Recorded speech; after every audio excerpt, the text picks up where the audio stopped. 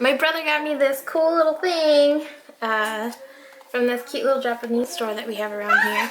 And I'm going to film a video. By the way, do not mind my red eyes because I just took off my contacts and it just wasn't working today and it was a mess. So that's what you're gonna be seeing right now.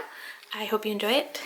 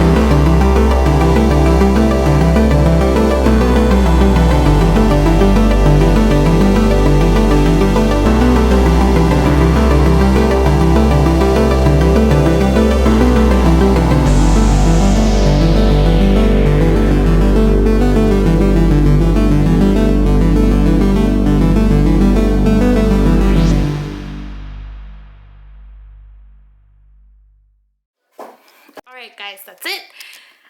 It went horribly. I didn't know I could be so bad at making something that you're not really cooking. But you know, I never said I was a chef, and it is a kid's toy.